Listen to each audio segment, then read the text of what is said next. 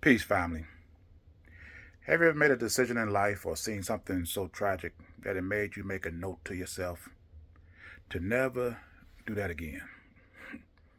Well, Donald Trump is about to be America's notation.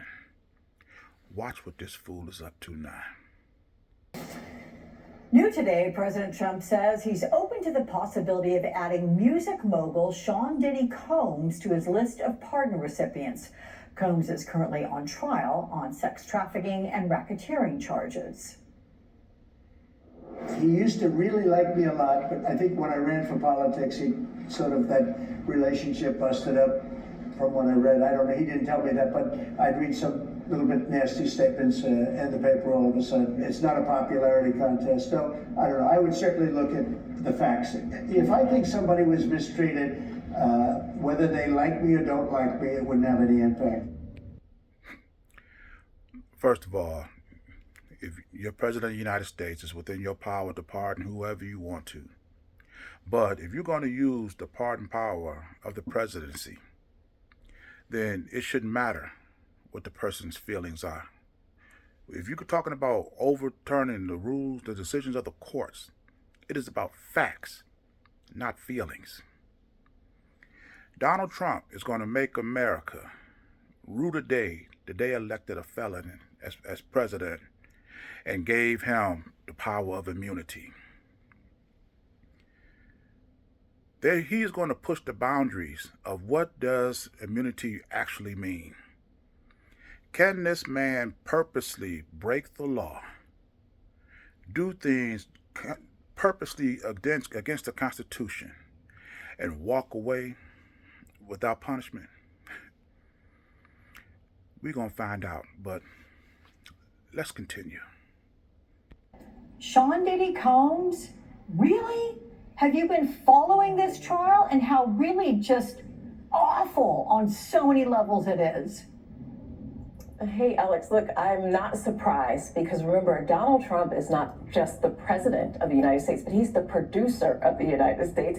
He thinks that he's still operating as a producer in reality TV. He's going after headlines, shock, and awe. But if you look really deeply at these allegations against Sean Combs, I think that he would be more reluctant about proactively offering a pardon. You know, the thing that bothers me is the fact that Donald Trump is a convicted felon and been found liable for sexual assault. And you've already appointed other people to your cabinet that has other sexual assault convictions. And now you're taking time out of your presidency to consider pardon another person that's being with sexual assault. I mean, this, at what point in time does all these pardons supersede your responsibility to govern over the people? Why are you taking your taking your time out of your normal line of duty to just look after all these high-powered pardons that you're doing for the Christies, now Sean Combs is under consideration? When do you start addressing the eggs and the bacon and the cost of living like you promised when you ran for this position? You know, it's like this guy was just completely dishonest about everything he ran for president for, just to get elected to do what he actually wanted to do. You think? But let's continue. Do you detect a whimsical element at all to him doing this? These pardon decisions? I mean, they just kind of, it's hard to understand the reasons and being concrete at the root of them. Well, I think that in the first administration, he really waited too late to use his pardon power effectively. And so I can see that now he's going to leverage it. Anytime he wants to change the news cycle, get some headlines, get some attention, he'll just throw out a shocking pardon like what he did with the Chrisleys this week. I mean, that's all everyone talked about. So yes, he's going to leverage that clemency power that he has a little more this time than he did in the first administration. You know, you mentioned Keep in mind that Sean Combs is a billionaire. Or at least he was before these allegations came up. But regardless of that, his money proved useless when it came to getting bail or paying for anything to get him out of prison. But see, Sean Combs' money would be a big asset to Donald Trump. This is why this guy is doing this. Sean Combs' money may not be good enough for him, but it's certainly good enough for Donald Trump. And this guy is doing this out in the open. You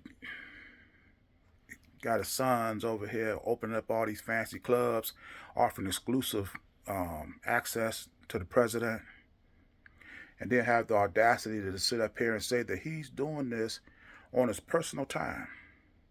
And he's holding a dinner for 200 people at 5 o'clock in the afternoon. At what point in time is 5 o'clock in the afternoon? The president is not what you would think on duty. And if what they say is true, and I'm going to take what you say as 100% truth. If the president is holding these dinners for all these stakeholders, and he's doing it while he's not on duty as president of the United States, if it is found that his actions and behaviors around these bitcoins and taking all this money, all these gifts is illegal, do this still fall up under his immunity clause? Can he be charged for that? If they said that he's holding these dinners during the presidential suite's off-duty hours, this means his immunity clause for him being president while functioning as the president does not apply to these situations. Can Donald Trump be arrested for privately having these dinners during what he's deemed off hours?